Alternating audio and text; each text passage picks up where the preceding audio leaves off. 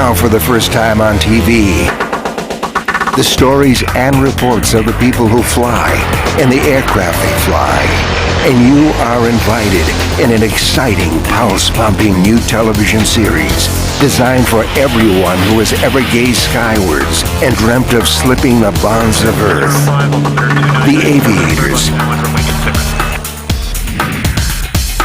This week on The Aviators, we explore an exciting way to buy and sell aircraft. Aircraft auctions. Curtis learns all about ultralight aviation. Underneath the radiator, there's a great big white canister. Can you explain what that's all about? And we visit the air capital of the world, Wichita, Kansas. From the Boundary Bay Airport, this is The Aviators. Buying a used airplane can either be very rewarding or a very bad experience. Used aircraft in good condition can be picked up for a fraction of the cost of their factory new counterparts. The problem is knowing what lies beneath that aluminum skin and engine cowling. A low sticker price could be nothing more than the start of a string of expenses associated with repairs and maintenance. But for someone willing to put in the time and money, a used aircraft can be a real gem. While auctions have been used successfully in marketing high-end classic cars, the auction is a relative newcomer to aircraft sales. At Sun & Fun, the entire Aviators team was on hand for an aircraft auction. Today we're going to show you some of the great bargains and real lemons that were up for bids. Announcing the auction is Curtis Arnold and Sarah Rapenda, and our man on the ground is Aviators producer and director John Lovelace, who's been around aircraft for 3 decades. So this is at Sun & Fun, and the name of the company that started this new auction idea is called Flight Level. And their intention is to conduct these auctions at major aviation events around the United States as an alternate method or alternate means to procure aircraft for future owners and as an alternate means for selling. Before the bidding got started, we had a chance to talk to one of the auction organizers, Wesley Lutz. First time. Started the company the first of this year. We've got 4 auctions scheduled for the year. This is the first here at Sun & Fun. We were fortunate enough to work with the Sun & Fun people to put on a nice venue. Well, we have private individuals that were coming to Sun & Fun that have listed aircraft. We have a couple brokers that have brought aircraft in. I think the furthest one we have is maybe Oregon. We've got an aircraft from Oregon. This eastern part of the United States, heavily represented. Well, we've got a CJ3, a CJ1. We've got some jets, some pretty big aircraft. Got some expensive aircraft. We've got buyers from Germany. We've got buyers from South America. So what we're looking at here is a 1984 Cessna 172. More than 10,000 Cessna 172s have been built since the design was conceived in the 1960s. 1984, this one looks pretty good, but there's one problem. It's got over 13,000 hours. 1,300 hours on the engine, so it's pretty much run out engine-wise time, maybe another 300-400 hours. Whether it's good mechanically, that's up to the buyer to find out.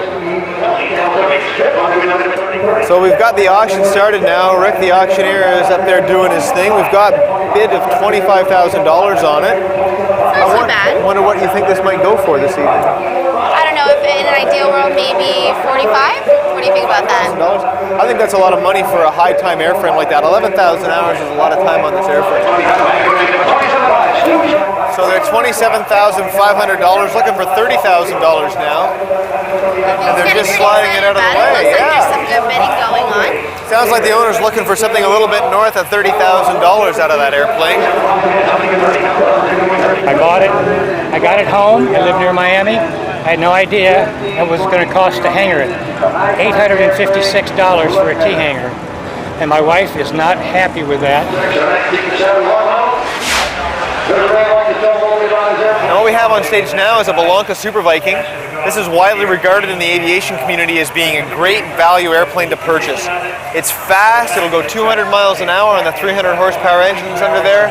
So in terms of miles an hour per $1,000 you have to spend on an airplane, these are very good value. I got a real nice aircraft here, 1971 model.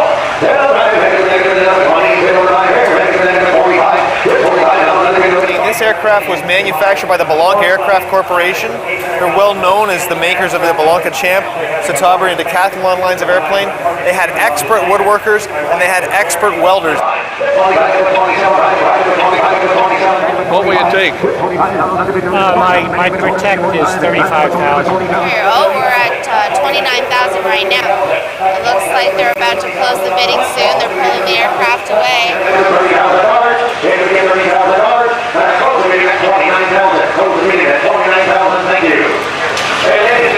So could you negotiate with the guy here? But you're not going to do that? That's what the auctioneer There is you go. talking Here, the about. next one up is a 1961. Well, we'll see what happens. Piper 350. So our next aircraft that we've got here, nice bright yellow. This is a Piper Comanche 250. This is a strange set of numbers here because it's an older airplane, 1961. So basically 50 years old, but it's only got about 3,000 hours on it. So that's a pretty good combination. When you can get that old an airplane with 3,000 hours. Engine, probably it's working on its second engine, 1,300 hours. Could be a great buy. It's had a brand new paint job. Looks pretty good. Sharp looking airplane. 30,000. You win 30,000. So they've started the bidding. Oh, they've just received a bid. What was that bid That for? was bid for $40,000. We got a problem right here. As you can see, this just snapped off. Not going to be a good sign. Will the damaged landing gear stop the Comanche from selling? Will anything sell? We're going to be back to Sun and Fun later as there's still tons of great aircraft on the auction block.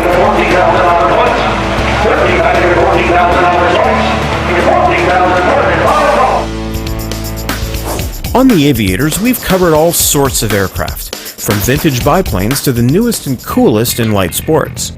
Sarah introduced us to light sport aircraft, and this is the home of the light sport aircraft. The ultralight area at Sun and Fun is one of the most aeronautically active parts of the airport. They have their own little runway, and if you come at any time of the day, you're bound to see somebody demonstrating the capability of their machine. In the United States, ultralights have a maximum weight of 254 pounds, and you don't even need a license to fly one. There's all sorts of different configurations of aircraft that fit in the ultralight category. From ultralight helicopters, such as the Mosquito, to the aircraft kits built by Quicksilver, ultralights run the gamut of designs. Like the FAA's light sport classification, ultralights are heavily regulated in the US.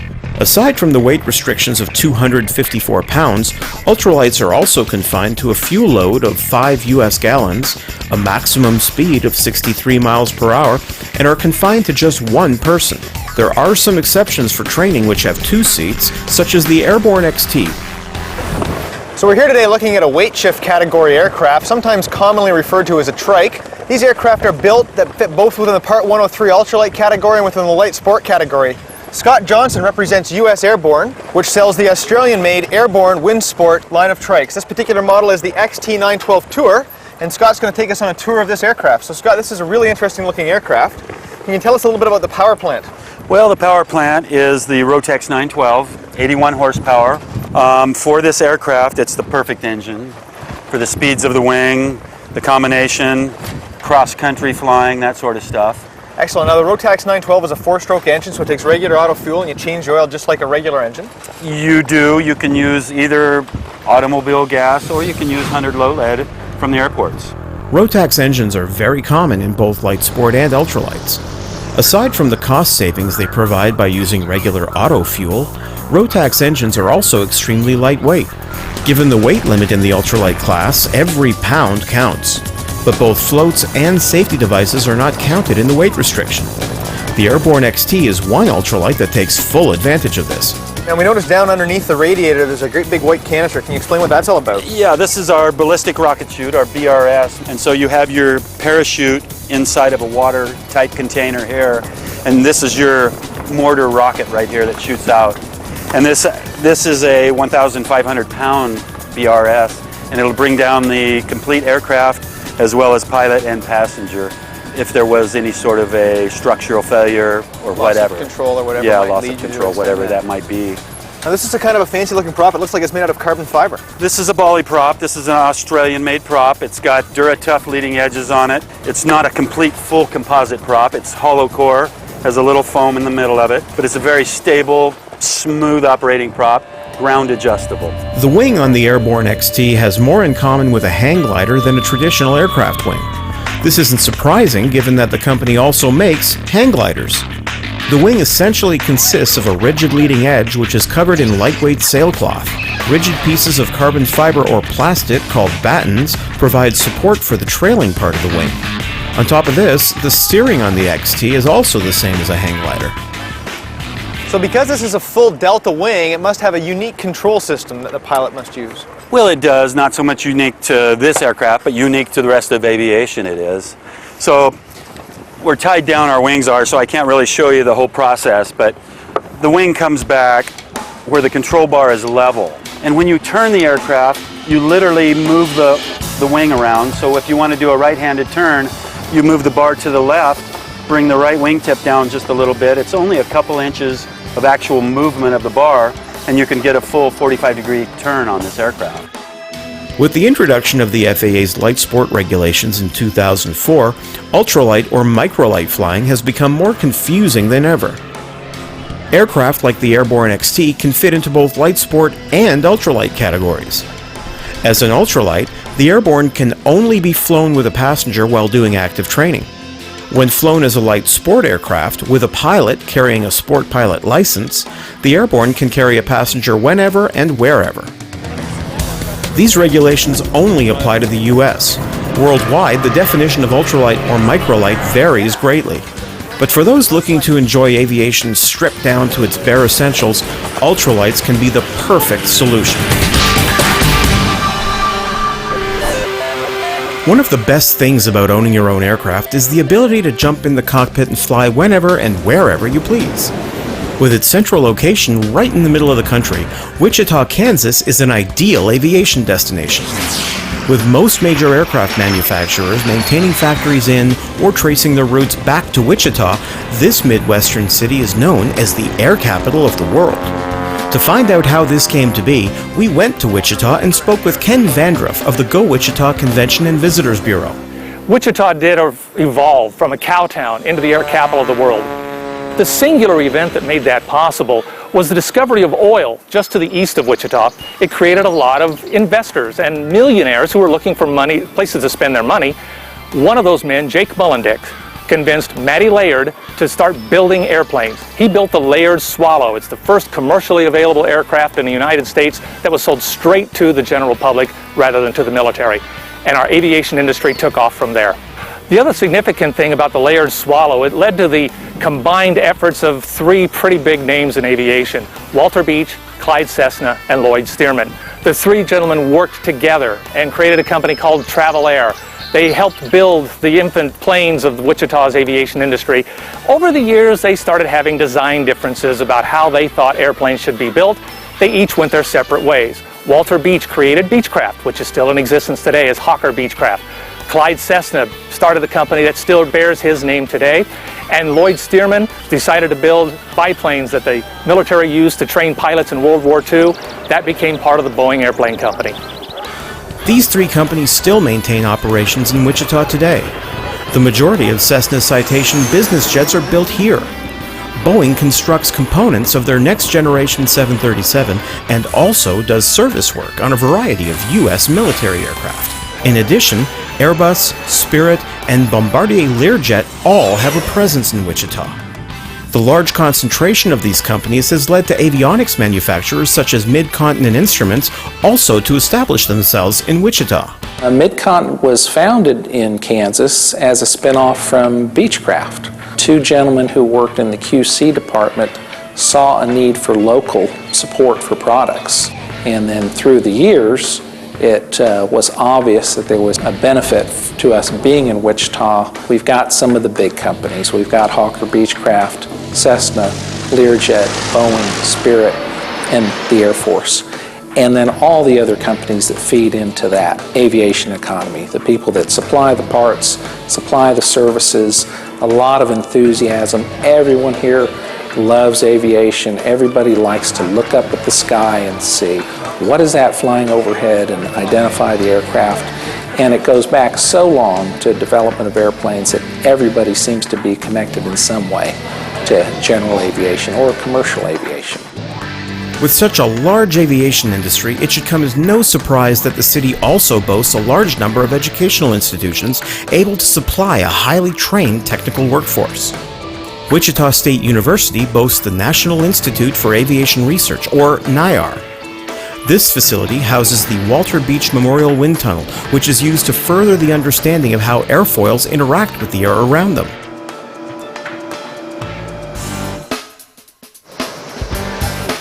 The best thing about Wichita is that it's so easy to come and visit.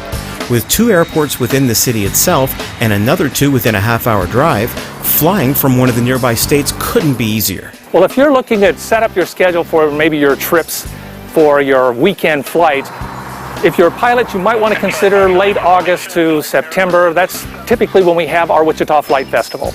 That is the days that we celebrate our aviation heritage. Often we do it with an open house at McConnell Air Force Base. We'll have 100,000 people show up. Typically we'll have demonstrations by the Thunderbirds or the Blue Angels, of course, and of course acrobatics and the aerial performers will be here as well. Some aviation sites that pilots would be interested in as they came here and were wanting to spend a weekend in Wichita, we can show you the original building where Travel Air Company, which became Beechcraft, was formed. We can go to Exploration Place, which has a wonderful exhibit on flight and teaches children the basics of flight so they can get interested in flight and get excited about it. We also like to show off our heritage so that people can understand where Wichita started and how we evolved into the air capital of the world. For those interested in aviation history or looking for a great weekend getaway, Wichita, Kansas is a perfect fly-in destination. We're back at the Sun and Fun auction. Earlier we saw a Cessna 172 and a Bellanca Super Viking that didn't quite get what the owners were looking for, and John found a snag on the Piper Comanche that's up for bids. 1961, this aircraft was ahead of its time, and there are many people who still think the aesthetics of this aircraft are extremely appealing the way it is. This one's got an updated paint job, yellow and black, and it looks like it's going 200 miles an hour just sitting here. Well, they've closed the bidding on that. Did not get what they wanted. They're bringing forward the next, and we're looking at a twin now. We've got a Bear and Beechcraft. So this is a Beech Bear in 58. This is kind of the quintessential personal piston traveling machine. These were really designed for a discerning owner to purchase and fly himself and a couple of key business partners or his family on extended cross-country trips. It wouldn't be unheard of to leave this aircraft in New York, fly down to Myrtle Beach and go golfing for the day, and return after dinner that evening.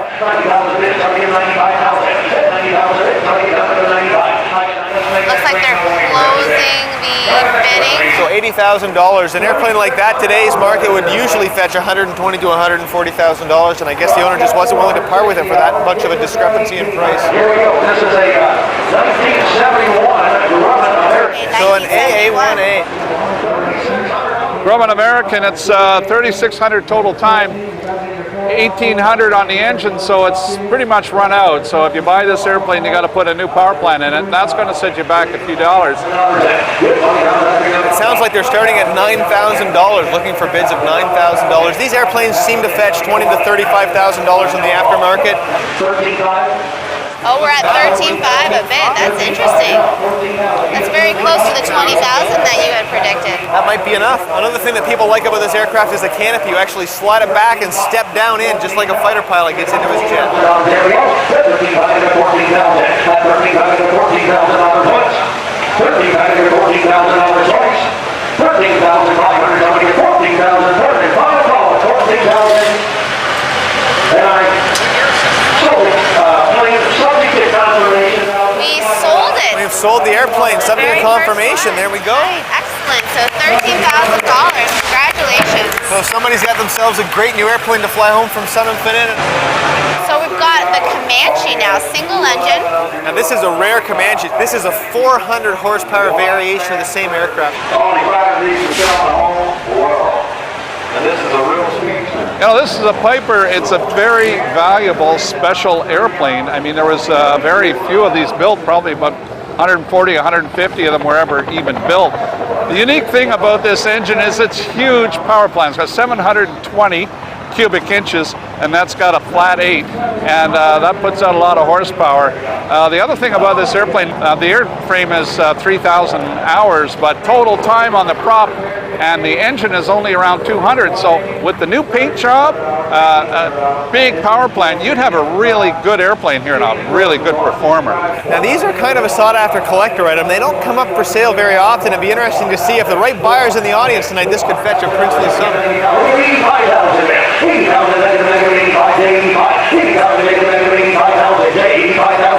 Oh, That's a reasonable price for an airplane like this. We're looking for 100,000, and you know what? I think if he gets 95, that he should go for it. It's got a nice red interior. The paint job looks fantastic. You can see our reflection of the paint job. It's beautiful.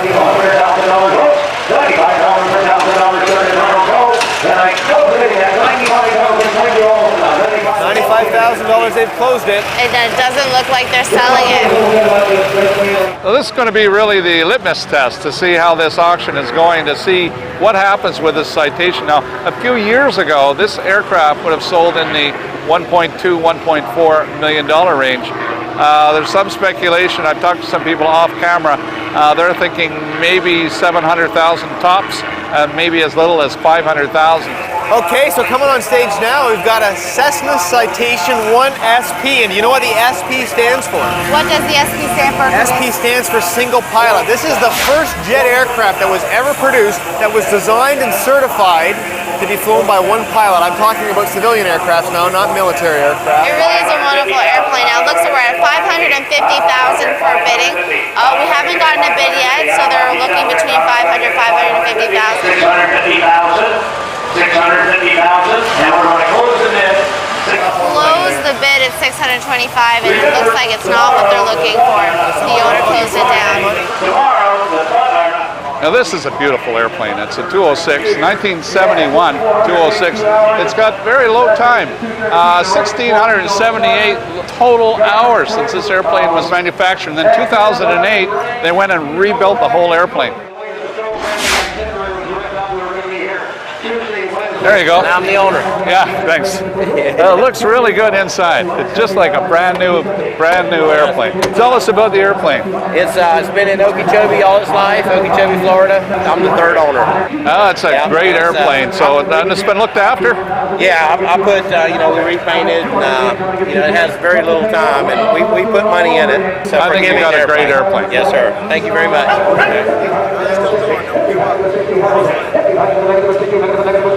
They seem to have a bid for about $50,000. They're looking for $60,000 if I'm understanding what I'm hearing. So